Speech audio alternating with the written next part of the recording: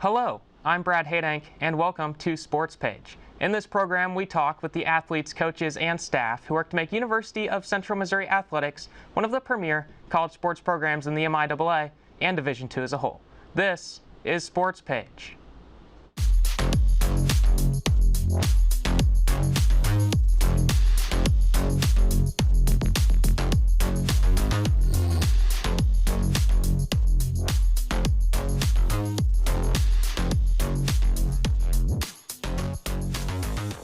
Our first guest today is Mules baseball head coach Kyle Crookes.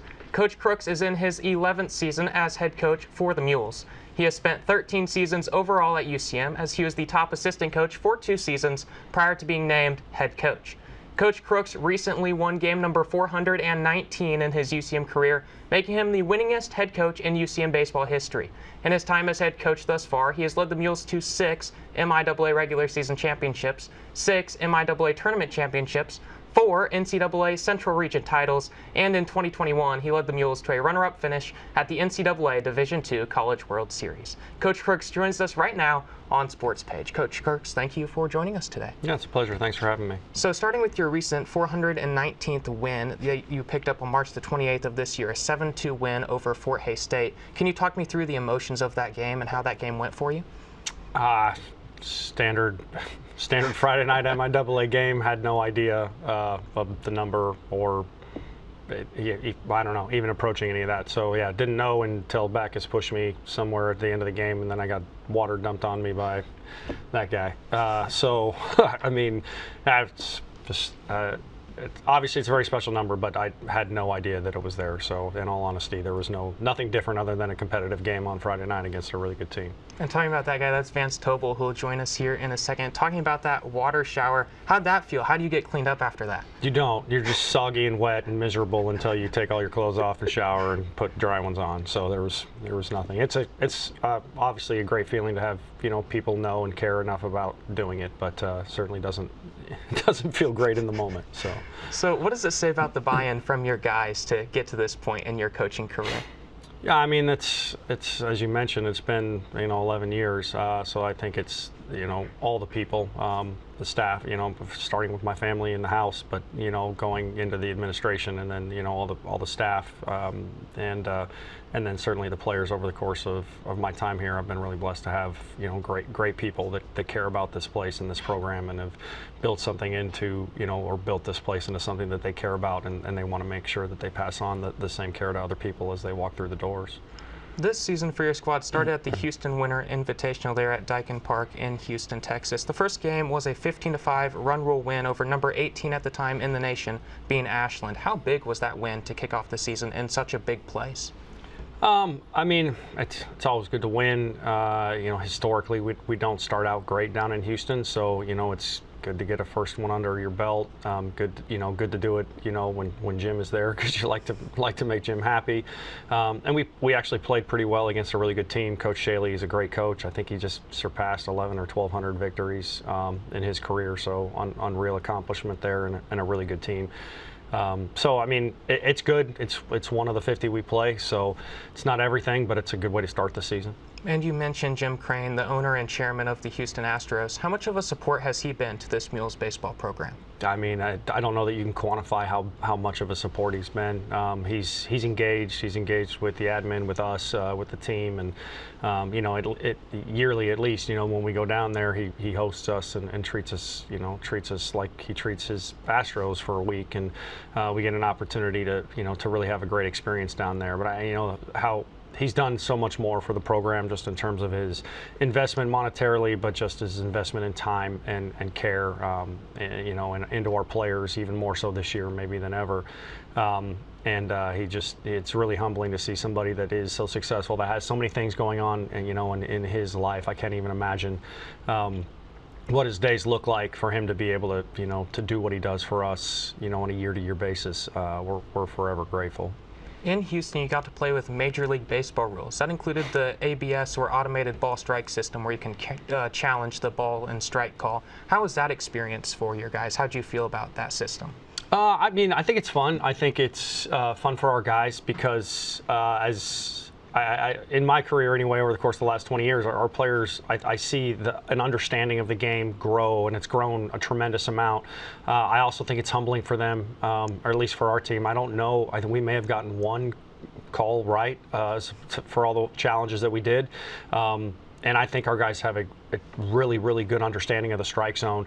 So I think it also gives them some perspective and understanding on how good the guys in professional baseball are. And there was challenges that were inside of a half a centimeter, right or wrong. So I think it shows our knowledge to some degree, but how different it is at the next level too, and how good they have to be, and the pace of the game and how quickly it moves, and that I guess that precise as well with their ability to know the zone. You're talking about the pace of the game. Something else that was in play was the pitch clock, but that has transitioned into Division II this season. How has that transition been this year? It's been fine. Honestly, if I'm being honest, I didn't like the idea early, but I'm all for it now. One of the things I used to think separated baseball from every other sport was we never had to operate on a clock, and I thought that was a special thing. But at the same point in time, there is a lot of wasted time in baseball, or there isn't anymore. It does. It helps the pace of play. It helps keep us moving. I'm not really sure from a fan's perspective how much difference it makes, but it certainly makes a difference. I think it makes the play better. I think it makes the players better. And then you get to incorporate that in practice, which makes practices more efficient too. And so it's, all in all, I'm a fan. And we've kind of been working under it without it being visible. Umpires have been keeping a clock. So it's been a pretty good integration as well.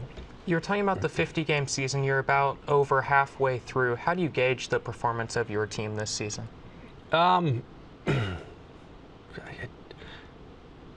Consistently inconsistent. We have it's another great group of kids, and I think they've done some really special things. Starting from game one, as you mentioned, and we've also so we've shown some strength, we've shown some ability. I think we've shown what the capability is.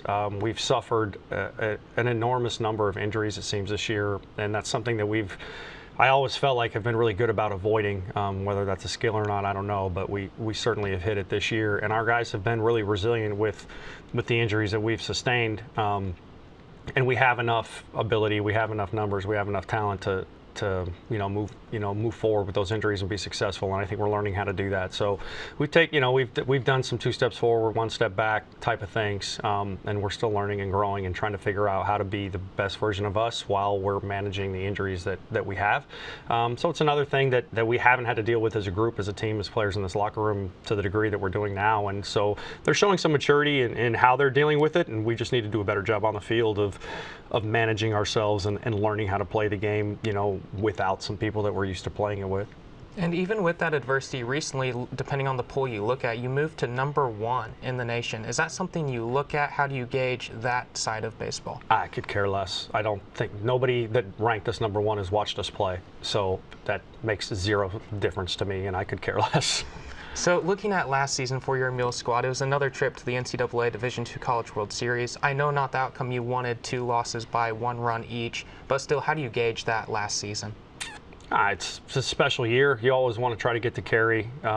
It's a great experience. It's what we work extremely hard for, and I'm happy for the group of guys that got an opportunity to go that are with us now, but that left us last year. They earned the right, and there was a special group of personalities and people that are certainly near and dear to our hearts. And it sucks to get there and lose, but that's the game. That's sports. That's what it is. It's not always kind. But the experience those guys got to have and that group of guys together was an incredibly enjoyable season in and of itself. And man, what a special group of people. That last game of last season was on June the 3rd. That's exactly 1 month after the last day of finals week here on campus at the University of Central Missouri. How do you keep your guys bought in when maybe a lot of other people leave for the summer? How do they stay locked in that final month?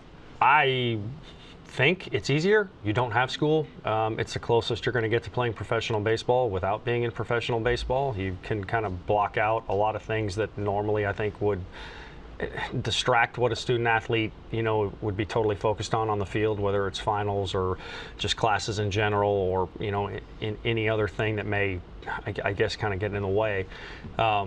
And so I think that's the most fun time of the year. That's my personal assessment. I think if you ask the players, they would say the same thing. They get to just, they get to wake up and go to the field, and I think that's terrific. I don't think there's anything better than that. You probably, in terms of asking the guys, I would think they'd say the same thing. I just think it simplifies their days a little bit. Looking at the structure of the season, a lot of weekend series, some midweek games. Is there an advantage of one over the other when playing a team? I don't know about an advantage. I hate midweek games, to be totally honest, and I don't think any of the coaches were given any kind of decision-making ability in terms of the midweeks for conference. I think, and that's where I would make the distinction. Conference games in the middle of the week, I think, are really difficult. There's a certain atmosphere that happens on a weekend. You get done with your classes Friday and you get to focus on 3 games on the weekend, and I think that's how college baseball was designed to be played, especially within your conference when those games matter, so much. Midweek conference games, truth be told, obviously, am not a fan of. I think it's a very difficult thing to do. I think it stretches pitching staffs. I think it stretches coaching staffs in terms of how to manage their pitching staff, and it can put people in, it's not even a disadvantageous position. It's a position of, like, you may be having to draw a razor's thin line in terms of injury, not injury, who can come back from what on Friday or Saturday to pitch on Tuesday. And you're starting to overload games, and you're probably missing class at the same time. So it's a difficult position to be in. It's nuanced, I think, and some people do it better than others. And I think it just depends on the year. In other years we haven't had to deal with injuries as much. This year we have, so it's certainly been more challenging for us. But so yeah, I don't know advantage or disadvantage based on the team and the coaching staff, but personally I don't care for them at all. But I like midweek games, non-conference. I'm all for that, because that's about development and getting an opportunity to get people work that need to get work that can maybe help your club further on down the road this season or the next. So as the season continues, if you're talking to someone who doesn't know a whole lot about this Mules baseball team, maybe wanted to catch a game, what would you tell them about this year's squad? I'd tell them that there's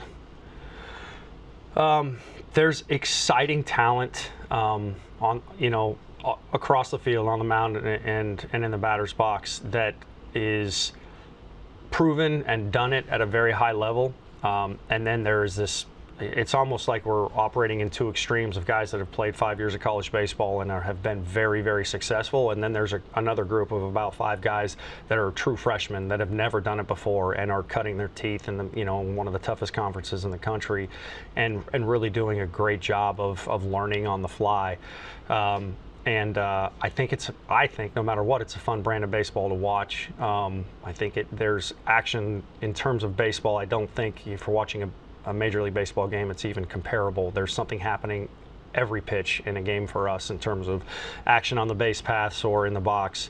The game moves fast. I think the guys show an energy and an excitement for playing, and I appreciate that. It helps make it enjoyable for me. Their effort and their attitude has really never been questioned. So in terms of this year's group, it's a resilient bunch that continues to press forward regardless of the situations, and that's something that I think is fun to watch, fun to be a part of. Well, Coach Crookes, thank you for joining us today, and best of luck as the season continues in April for your squad. We're going to take a quick break. When we come back, we're going to meet one of the Central Missouri outfielders who play under Coach Kyle Crookes. We'll hear from Vance Tobol right after this. Welcome back to Sportspage. In this next segment, we'll be joined by Mules baseball outfielder Vance Tobol.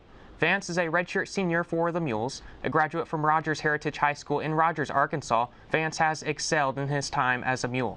Last season, a .342 batting average in 53 games with 68 hits and 11 home runs. That success has carried into this season, as Vance has hit .368 through 28 games with an on-base percentage of .444.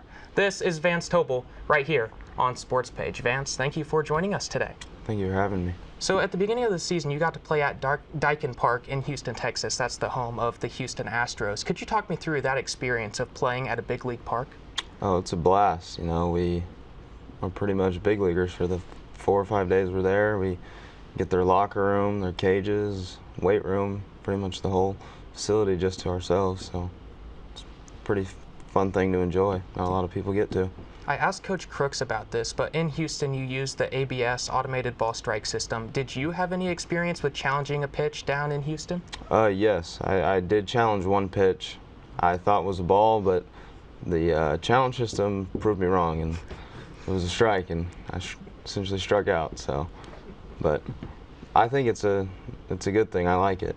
So what's that feeling when you challenge a pitch and you're maybe not as right as you originally thought you were? It's kind of like, dang, not as good as I thought I was, but it's all right.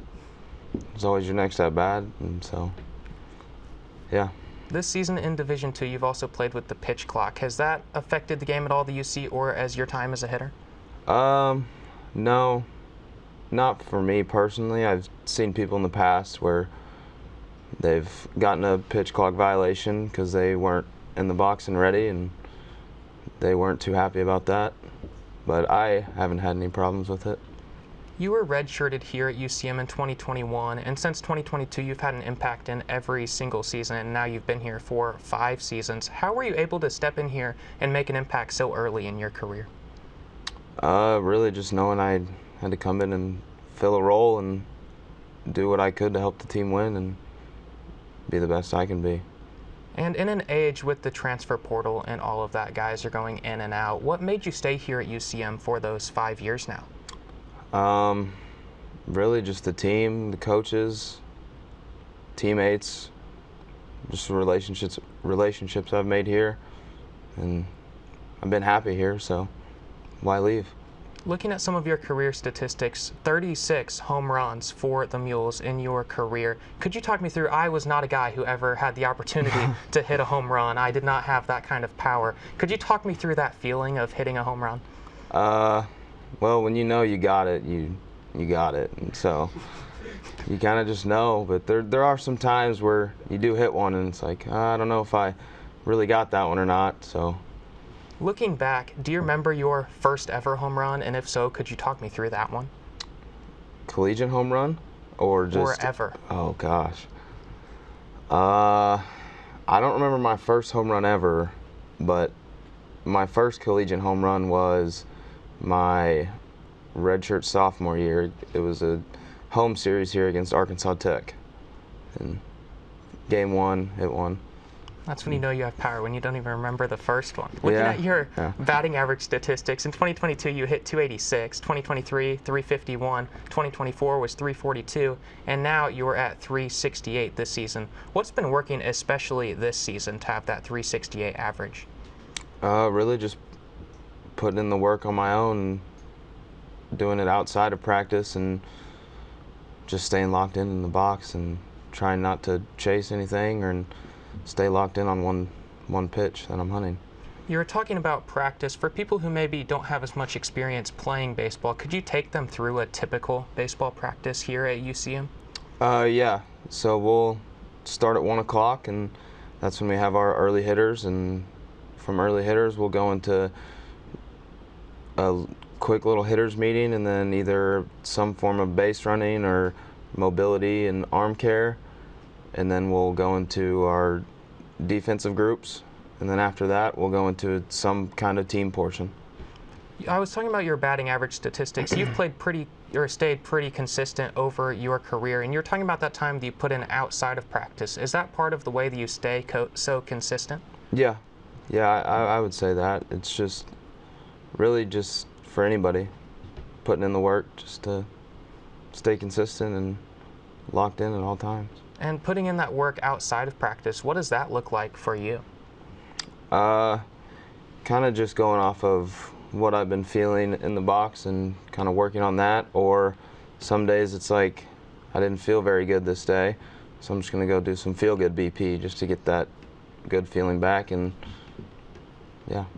In your career in the box, you've been hit by the pitch 21 times. Could you talk me through how that feels? These guys are throwing 90s or wherever they're sitting. How do you stay in there and wear one? Well, one, it's Coach Crookes. He's always telling us to anchor in, don't move your feet. It's a free base runner. Why move? I mean, it really, yeah, it'll hurt for a second, but it really doesn't hurt after that. So talking about that, it really does just hurt for a couple seconds? Yeah, yeah. You run down the line, Backus will say something to you. Yeah, and then after that, you kind of just forget about it and go on about the game. And when you really get hit, sometimes after you can see those seams, how often do you see seams? It really just depends how hard the guy's throwing. If he's throwing a little harder, then yeah, you'll probably see some seams, but if he's not throwing as hard, you might not. So talking about you as a hitter, you've had much success. We've talked about that. We've talked about velocity. When you're facing a pitcher, what's more tough for you to hit, a guy with high velocity or with more finesse, like a breaking ball type guy? I would say probably more finesse, because once you get on time with a guy who's throwing hard, you already got him. But if it's a guy that's throwing a bunch of different pitches that are moving all different directions, that's pretty tough to hit. We've talked about the home runs. Last season you had 11 home runs. This season you already have 13, which is the most you've hit in a season as a Mule, and you were only about halfway through. How have you found more power, more success at the plate this season? Really, like I said, just putting in the work and just staying locked in the box on the one pitch I'm hunting, and when I get it, just don't miss it. You wear the number 22 for Central Missouri. Does that number have any significance to you? Was that a number just assigned to you by Coach Crookes or someone else? How did that work out? I wore 22 in high school and just always liked that number, and once I was finally able to get that number, I was happy about it. A big event that happens for Central Missouri baseball is the First Pitch Banquet. This season, George Brett comes to town. How exciting is that for this squad? I think that's really cool, because a couple years ago we had Reggie Jackson come speak to us, and I think it's great to have another ex-big leaguer come in and talk to us just about really everything. For most of the season this year, you've hit in the 3 spot for Central Missouri. How do you view that role as the 3-hole? Normally the big power guy. Do you play into that role at all, or how do you feel about being in that spot? I like it. It's a guaranteed first at bat in the first inning, so that's nice. But no, I'm not really going up there thinking like, oh, I'd have to hit a home run here. I'm really just thinking, just another guy in the lineup, just do your job. There's one job to do, and I got to do it. And you've talked about doing the job. I've noticed that Central Missouri at times will play a lot of small ball, bunting with a cleanup hitter to move guys to second and third. Is that a big Coach Crookes thing? How does that work out for you? Yeah, it is. It's definitely a Coach Crookes thing. He'll either wipe off the bunt sign, or he'll leave it on, and you just got to do your job and believe in yourself and get the bunt down. So we've talked about how you've been at Central Missouri now for 5 seasons. Looking originally when you chose UCM, what made you choose this place? At first, I didn't even know this place existed, and then one of the coaches came and talked to me and said that they were interested in me, and it was really my only offer out of high school, so I decided to take it, and it's been good from there. This season is about halfway through for Central Missouri, a little over that mark. How do you view the success of this team this season? Yeah, we've had our ups and downs for sure, but I think going into this weekend we'll kind of figure it out and put everything all together and play the way we should play. Something unique to baseball, during the spring it's an outdoor sport. We've seen here in Warrensburg the weather can get crazy, icy, different conditions. How do you play through that? Really everybody's different. Me, I don't really mind it. Doesn't really bother me too much. So I try not to think about it too much. If it's cold or if it's raining or it's hot, just try not to worry about that, only just worry about the game. So here in your red shirt senior season, your 5th year, looking back on your time as a UCM baseball player, what would you say is your best memory as a Mule? I'd probably say getting the opportunity to go to Cary last year, or going to Houston every year. The Cary trip was a lot of fun, and Houston every year is a blast. So. And then as a redshirt senior, what are some of those goals for you in your final season here at UCM? would love to go back to Cary again. Chance to win a World Series. Yeah, I'd love to be an All-American again. Yeah, just success for the team, really. Well, Vance, congratulations on all of your success and best of luck in that remainder of this season. That's all of the time we have for this episode. I'd like to thank our guests, Coach Kyle Crookes and Vance Tobol, for joining us, and hope you'll tune in next time for Sports Page.